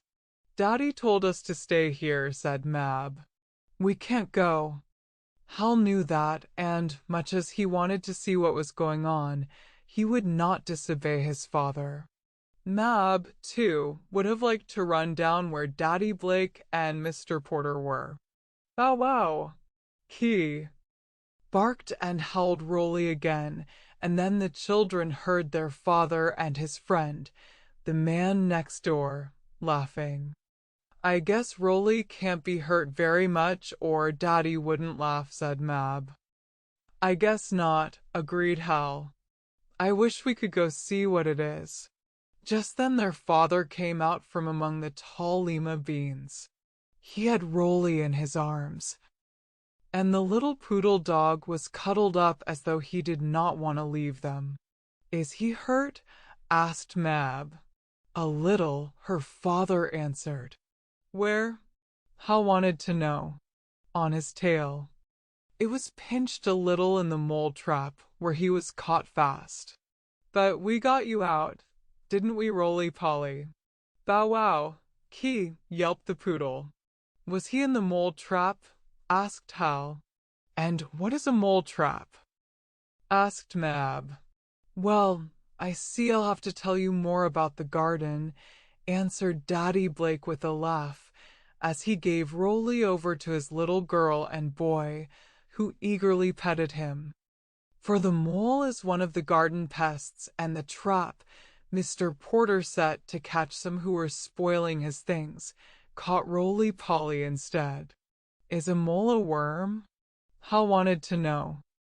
Or is it like a potato bug? It's a little animal like a mouse, said his father, only it is blind. It lives underground, in the dark all the while, so really it has no use for eyes. Any more than have the blind fish in the big Kentucky cave. But, though a mole is blind, it does not stop him from turning up the ground and uprooting many plants. He really doesn't mean to do it, but we have to catch him just the same. Oh, I'd like to see a blind mole, said Mab. I can't show you one just now, spoke Mr. Porter. But I can show you how they dig underground, and the damage they do to lawns and gardens. Maybe if your dog Roly will keep out of my mole trap. I can catch one of the creatures and show you how it looks. Come down here. Mr. Porter led the way to that part of the garden where Roly had been caught by his little tail. On the ground, among the rows of beans, sometimes going right under them and spoiling the roots, was a long ridge of dirt in a sort of wavy line. With his fingers, Daddy Blake tore up some of the earth and opened a regular little tunnel underground. The mole, said Daddy Blake, tunnels or digs his way in the dark underground to find grubs and worms which he eats. He had 2 front claws, very strong, just purposely made for digging, and you would be surprised to see how soon a mole can dig himself underground, even if you put him on top of a hard dirt road. It is when the blind mole tunnels along, smelling here and there for grubs and worms, that he uproots the plants, and for that reason we have to catch him. There are some traps that have sharp points which go down through the ground with a strong spring to push them whenever a digging mole gets too near. But the trap Mr. Porter set was a spring trap without any sharp points to it, which he thought might catch a mole alive. Instead it caught Roly, who was digging away to find a buried bone, maybe. Is he all right now? Asked Mab. Yes, his tail was only pinched a little, but Roly's tail is very tender, I guess, for he howled very loudly. I wish I could see a mole, said Hal. So do I, echoed his sister. But all they could see was the place where the mole had dug. And perhaps you may see, in your garden or on your lawn, a little raised ridge or a long, low hill of dirt. Some morning, if you poke your finger or a stick down in it, you will find that underneath it is hollow. This is a place where a mole has dug his tunnel in the night to get things to eat. Moles dig deep down, too, under the surface where no one can see them, and when they do not uproot the grass or the garden plants, they do little harm. It is only when they come near the top that you can see the ridge they make. Sometimes cats catch moles when they come out on top of the ground, thinking them a sort of mouse. The mole's fur is very fine and soft, and would make a fine cloak, only it would take many skins to make one large enough to wear. Well, I'm glad Roly-Poly is all right, said Mab, as she took the little dog from Hal, who was holding Hint, and petted him on his head. Yes, you may put him down now, spoke her father, and we'll go dig the potatoes. Mother wants some for dinner. And I want to show you children how to get them out of the ground, for we will soon be digging them to put away for winter. When Hal and Mab reached the potato part of the garden, which was the largest of all the plots, the children saw that many of the green vines were getting brown and withered. "Why, the vines are dying," exclaimed Mab. "Did a mole spoil them, Daddy?" "No, but the potatoes have grown as large as they ever will be, and there being no more need of the vine, it is drying up. It has gone to seed, just as a dandelion goes to seed, in a way, though we call the potatoes tubers instead of seed. There may be potato seeds that come when the potato blossom dries up, for all I know. But I have always planted the eyes of the tubers, and so does everyone else. Now to show you how to dig." Illustration: Mr. Blake had planted 2 kinds of potatoes, early and late, and it was the vines of the early ones that had dried up. Later on the others would dry, and then it would be time to dig their tubers to put down cellar for the long winter. "First you pull up the vine," said Daddy Blake, and he tore one from the earth, many of the potatoes clinging to it. These he picked off and put in the basket. Then, with a potato hook, which is something like a spading fork, only with the prongs curved downward like a rake, Daddy Blake began scraping away the dirt from the side of the hill of potatoes. "When a farmer has a big field of potatoes," said the children's father, "he may use a machine potato digger. This is drawn by horses who walk between the rows, drawing the machine right over where the potato vines are growing. The machine has iron prongs which dig under the dirt like giant fingers, turning out the potatoes which are tossed between the rows of dirt so men who follow may pick them up. But we'll dig ours by hand. And in digging potatoes, you must be careful not to stick your fork, spade, or whatever you use into the potato tubers and so cutting them." "Why can't we do that?" asked Hal. "Because a potato that is cut, pierced, or bruised badly will not keep as well as one that is sound and good. It rots more quickly.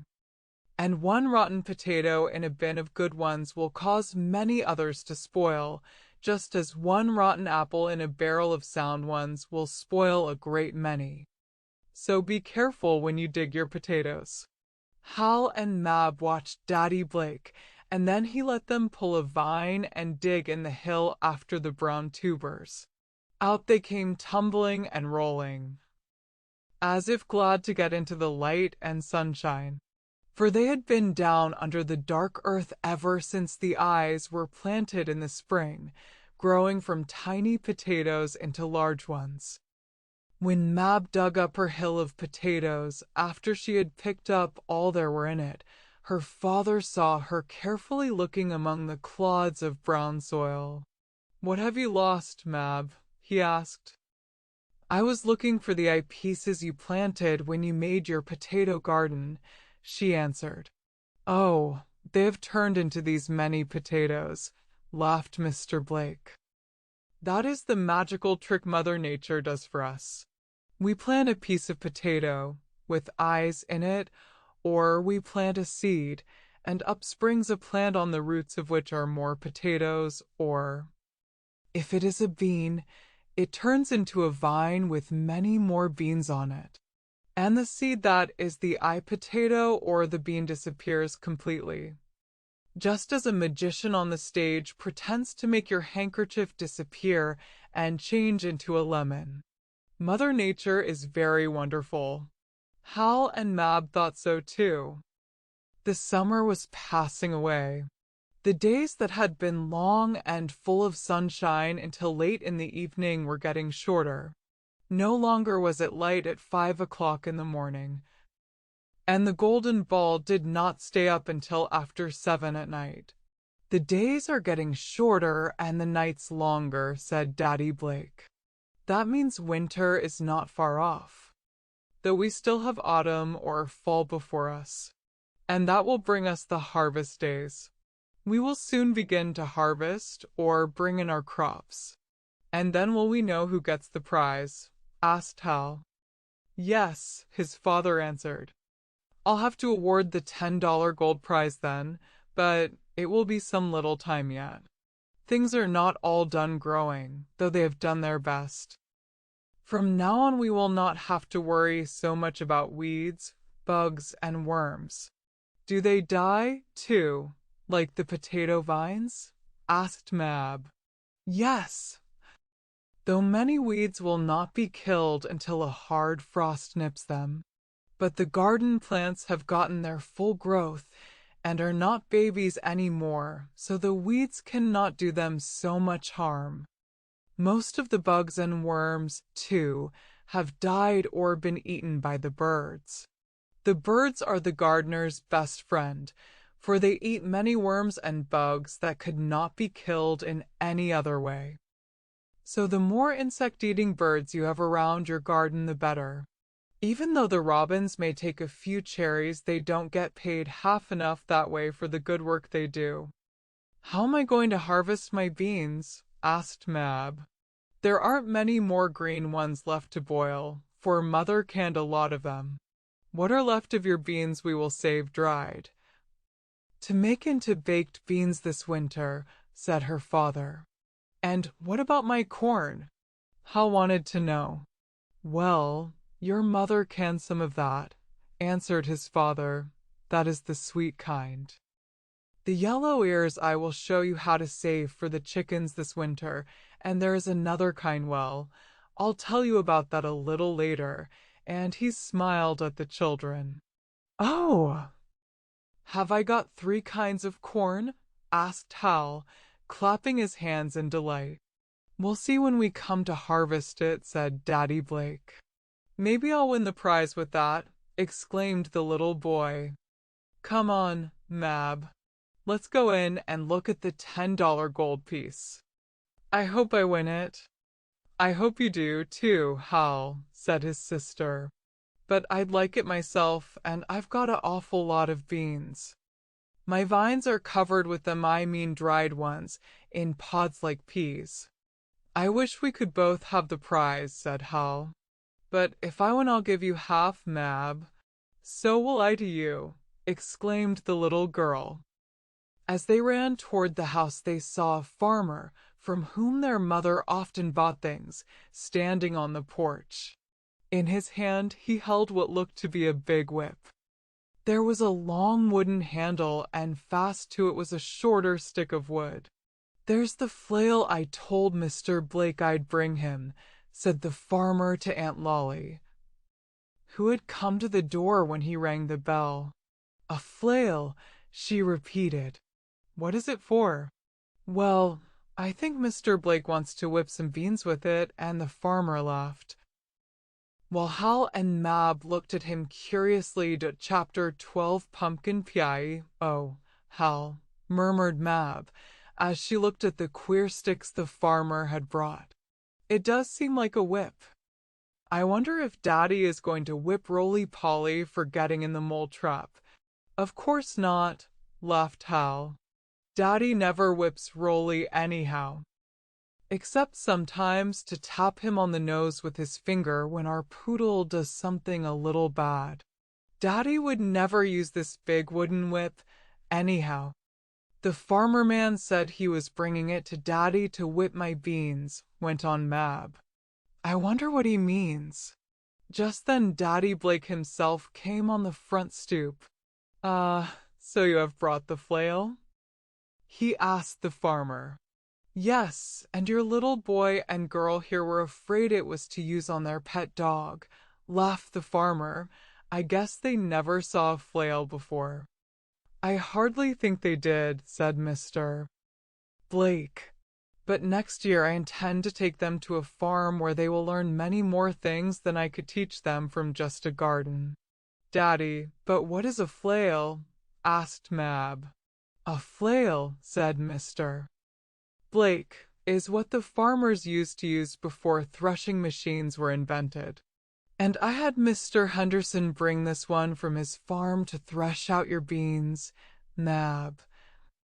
As we haven't enough to need a machine, even if we could get one. What does thresh mean? Asked Hal. It means to beat or pound out, his father explained. You see wheat, oats, barley, rye, and other grains, when they grow on the stalks in the field, are shut up in a sort of envelope or husk, just as a letter is sealed in an envelope. To get out the letter, we have to tear or break the envelope. To get at the good part of grain, the part that is good to eat, we have to break the outer husk. It is the same way with peas or beans. When they are green, we break the pods by hand and get out the peas or beans. But when they are dried, it is easier to put a pile of pods on a wooden floor and beat them with a stick. This breaks the envelopes or pods, and the dried peas or beans rattle out. They fall to the bottom, and when the husks and vines are lifted off and the dirt sifted out, there are beans or peas ready to eat after being cooked.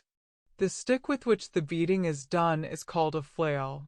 One part is the handle, and the other part, which is fastened to the handle by a leather string, is called a swingle or swipple, because it swings through the air and beats down on the bean or pea pods.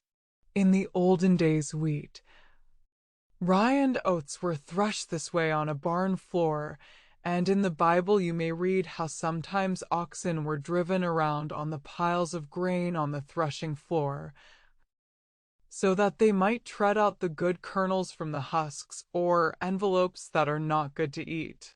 But I'll tell you more about that when we get on the farm. When are we going to beat out my beans? Asked Mab. In a week or so, as soon as they get dried well and are ripe enough so that they are hard, we will flail or thresh them, answered Daddy Blake. I am going to thresh some peas, too, to have them dried for this winter. Farmer Henderson left the flail which he had made for Daddy Blake, and Hal and Mab looked at it. They could whirl it around their heads, but their father told them to be careful not to hurt one another. I'm going to thresh some peas, cried Hal, and I'll use it on my beans so I can get the $10 gold prize, cried Mab. There were busy times in the Blake home for the next few weeks, for there was much canning to be done, so that the vegetables raised in the garden during the summer would keep to be eaten in the winter. For that, said Daddy Blake, is why Uncle Sam, which is another name for our government, wants us to grow things out of the earth. It is so that there may be plenty of food for all. So tomatoes were canned or made into ketchup and chili sauce, while some were used green in pickles. Aunt Lolly brought into the house the cucumber which had grown inside the glass bottle. It was the exact shape of the glass flask. And when this had been broken, the cucumber even had on its side, in white letters, the name of the drug firm that made the bottle. For the name had been painted black by Aunt Lolly, and as the rays of the sun could not go through the black paint, the cucumber was white in those places and green all over elsewhere. The children's cucumbers also grew to funny shapes in their bottles. Mother Blake, with Mab and Hal to help, pulled up her carrots, of which she had a good crop. The long yellow vegetables, like big ice cream cones, Uncle Pennyweight said, were stored in a dark place in the cellar. You have a fine crop of carrots, said Daddy Blake. Do you think I'll win the prize? Asked his wife. Well, I wouldn't be surprised, he answered. Oh, if she should, exclaimed Hal to his sister. Well, spoke Mab, with a long sigh, of course I'd like to have that $10 gold piece myself. But we ought to want Mother to have it, too. Of course, said Hal, and then he went out to look at his corn. It had grown very tall, and there were ears on every stalk. Much had been eaten during the summer, boiled green, and sweet and good it was. Mother Blake had canned some plain corn, and had also put away more, mixed with lima beans, making succotash as the Indians used to do. Daddy Blake soon began to dig the late potatoes, which would be kept down cellar in the dark to be eaten as they were needed during the long winter. "And I think we'll have enough to last us until spring," he said, "and perhaps have some for seed. Our garden has been a great success, even if the hail did spoil some things and bugs and worms part of other crops." The potatoes were really Uncle Pennywait's crop. At least he had planted most of them and called them his, for the tomatoes were Daddy Blake's. And Uncle Pennywait kept careful count of every quart and bushel of the potatoes that were eaten or put away for winter. "Because I want that $10 prize," he said. Hal and Mab looked at one another anxiously. Who would win it, they wondered. Finally, there were some cold, sharp frosts, so that the tomato and other vines were all shriveled up when Hal and Mab went out to the garden to look at them. "Oh, Daddy, will they straighten up again?" they asked. "No, their work is done. We shall have to plant new seeds to make new vines, but we shall have to wait until spring comes again. The earth is soon going to sleep for the winter, when nothing will grow in it. But it is time to get in your corn and beans, children. You must cut your yellow corn, Hal, and the other kind, too, and let the ears get dry, ready for husking." "What other kind of corn, Daddy?" Hal asked. "Come and I'll show you," his father said. Mr. Blake led the way down to the corn patch of the garden. At the end he plucked an ear of corn, stripped away the half-dried husk, and showed Hal and Mab some sharp-pointed kernels. "That's the kind of corn that pops," said the children's father. "I sowed a few hills for you without saying anything. I wanted it as a surprise." "And will it really pop?" asked Hal, his eyes shining. "Try some and see," advised Daddy Blake.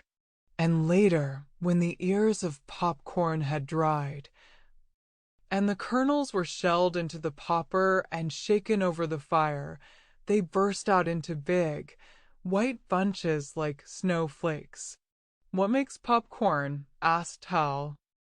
"Well, the heat of the fire turns into steam the water that is inside the kernel of corn," said Mr. Blake. "Though you cannot see it, there is water in corn, beans, and all vegetables, even when they are dry. And as I have told you before, when water gets too hot it turns into steam, and the gas or vapor, for that is what steam is, grows very big, as if you blew up a balloon, so that the steam bursts whatever it is inside of, unless the thing that holds it is very strong. Steam can even burst cannonballs, so you see it can easily burst or pop the corn. Then, as the kernel bursts it puffs out and quickly dries into queer shapes by the heat of the fire. It is white because the inside of corn is really white, though the outside husk looks rather yellow sometimes. So part of Hal's popcorn crop made something nice to eat during the long winter evenings. But before those evenings came, Hal and Mab had harvested all the things in the garden with the help of their father and mother, Uncle Pennywait and Aunt Lolly. "We must get in the pea and bean vines," said Daddy Blake when he saw what a hard frost there had been. "Then we'll thresh them on the barn floor, and it will be time soon, Hal, to husk your corn and bring in Aunt Lolly's pumpkins." For about a dozen big yellow pumpkins were growing amid the stalks of corn, and very pretty they looked in the cool, crisp mornings, when the corn had turned brown from the frost. Hal's father showed him how the farmers cut off a hill of the corn stalks, close to the ground, stacking them up in a little pile called a shock. They were allowed to stand there until the wind and sun had dried the husks on the corn. "Now we'll husk the corn," said Daddy Blake. After the peas and beans had been stored in the barn to dry until they were ready to be threshed or flailed, he showed Hal and Mab how to strip back the dried husk and break it off, together with the part of the stalk to which the ear of corn is fastened when it is growing. It was hard work, and the two children did not do much of this, leaving it for the older folk. But they took turns using the flail and thought this great fun. On a big cloth on the floor of the barn were spread the dried bean vines that had been pulled from Mab's part of the garden. Then the swinging end of the flail was whacked down on the dried vines and pods. Out popped the white beans as the pods were broken. And when the flail had been used long enough, Daddy Blake lifted up the vines and crushed dried pods, and there was left a pile of white beans. "Oh, what a lot of them!" cried Mab, when they had been sifted, cleaned, and put away. There were about 2 bushels of the dried, white beans, enough to last all winter, baked or made into soup. Some dried peas were threshed out also, but not so many of them, and they could be cooked soft again after they were soaked in water. Then Hal's yellow corn was piled into 2-bushel baskets, and there were some of the ears left over. As for Uncle Pennyweight's potatoes, there were nearly 10 bushels of them stored away down cellar, and Aunt Lolly had more than a dozen yellow pumpkins, one very big. Mother Blake's carrots measured over a barrel, and there were many, many cans filled with Daddy Blake's tomatoes. "Now who won the prize?" asked Mab, as she looked at her bushels of beans and then at Hal's corn. "Did Hal or did I?" "Well," slowly said her father, "I think you both did so well, and you raised, each one, such fine crops. Nearly the same in amount that I'll have to give 2 prizes." "2 prizes!" cried Hal. "Yes," went on his father. "Instead of dividing this one, I'll make another.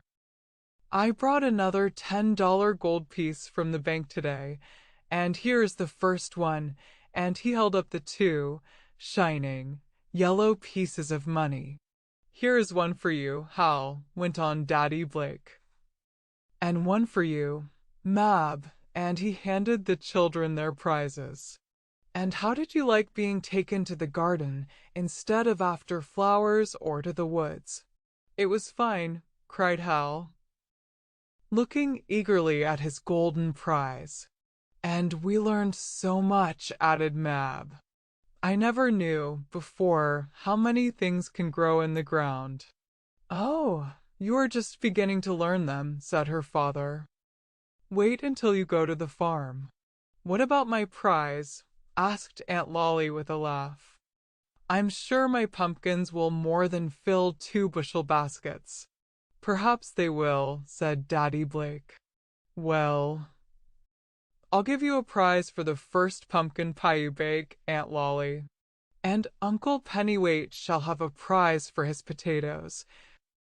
While as for Mother, well, we'll each give her a prize for the many good meals she got for us while we were working in the garden, and she'll get a special prize for her carrots, which will give you children red cheeks this winter." "Hooray!" cried Mab. "Hooray!" echoed Hal. "It's better than 4th of July." A few days after this, when all the vegetables had been gathered in from the garden, which was now sere and brown because of heavy frosts, Mab and Hal heard their aunt calling them. "Maybe she has some lollipops," said Hal. "Let's go see," cried Mab. "Here is something you may have for Halloween, which comes tomorrow night," said Aunt Lolly, and she pointed to a large pumpkin. "There'll be enough without this," She went on, "And I promised you one for a jack-o'-lantern." "Oh, won't it be fun to make one?" cried Hal. Aunt Lolly showed them how to cut the top off the big pumpkin, leaving part of the vine for a handle so that it could be lifted off and put on like a lid. Then the pumpkin was scooped out from the inside so that eyes, a nose and mouth could be cut through the shell. "Tomorrow night you can put a lighted candle inside and set it on the front porch for Halloween," said Aunt Lolly.